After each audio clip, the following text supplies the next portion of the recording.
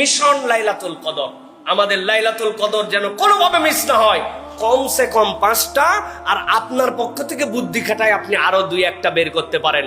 এর 1 নম্বর কাজ হবে, প্রত্যেক দিন লাইলাতুল কদরের যখন রাত শুরু হবে মাগরিবের নামাজের পরের থেকে আমাদের টার্গেট থাকবে মিস যাবে না।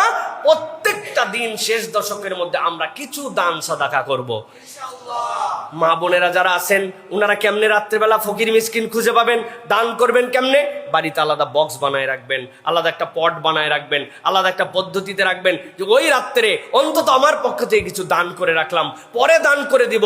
কিন্তু আল্লাহ বলেছেন লাইলাতুল কদর এটা রাত, সুতরাং এই রাতের মধ্যে আমার সাদাকা যেন মিস না হয়। আমি যেন প্রত্যেক দিন আল্লাহর কাছে বলতে পারি, একবার যদি মিলে যায় কমসে কম 1000 মাস উপরে কত, 1 টাকার বদলে কমসে কম 1000-এর উপরে কত আল্লাহ কেবল জানেন। অতএব দান সাদাকা মিস করা যাবে না।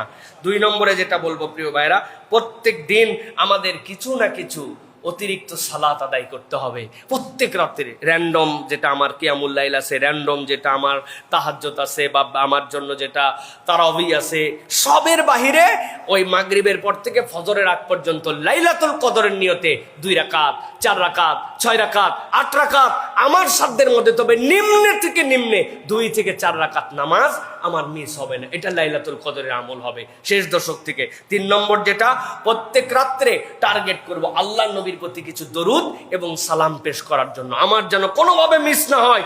শেষ 10 দিন বড় চার্ট বানায় রাখছি, দান ইয়েস হয়ে গেছে, তারপরে আমার জন্য সালাত ইয়েস হয়ে গেছে, বড় করে টেবিলের নিচে, ডাইনিং টেবিলে, দরজার সামনে। কারণ এই বছর আমাকে লাইলাতুল কদর মিস করা যাবে না। আল্লাহ নবীর দরুদ এবং সালাম হ্যাঁ হয়েছে, দরুদ ইব্রাহিম পড়ছি একবার, পারি নাই সাল্লাল্লাহু আলাইহি ওয়াসাল্লাম পড়ছি, পারি নাই আল্লাহুম্মা সাল্লি আলা মুহাম্মাদ পড়ছি, পারি নাই, আমি যতটুকু পারছি কিন্তু আল্লাহ নবীর প্রতি ওই রাতের মধ্যে দরুদ এবং সালাম পাঠ করেছি। 4 নম্বরে আল্লাহ রাব্বুল আমিন এই লাইলাতুল কদরের ভিতরেই কোরআনুল কারীম নাজিল করেছেন, ইন্না আনজালনাহু ফি লাইলাতিল কদর। এই হিসাবে প্রত্যেক রাত্রে আমি কিছু না কিছু কোরআন তেলাওয়াত করব লাইলাতুল কদরের নিয়তে।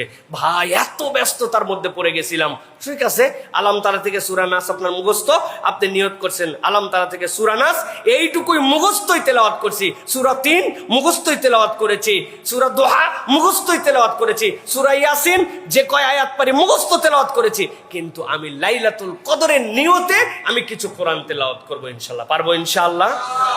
এরপরে যেটা প্রিয় ভাইরা, সেটা হচ্ছে প্রত্যেক রাত্রে এই দোয়াটা শিখতে হবে এবং পড়তে হবে। আল্লাহ নবী সাল্লাল্লাহু আলাইহি সাল্লামের কাছে হযরত আয়েশা সিদ্দিকা রাদিয়াল্লাহু তাআলা জিজ্ঞাসা করেছিলেন, ইয়া রাসূলুল্লাহ, যদি আমি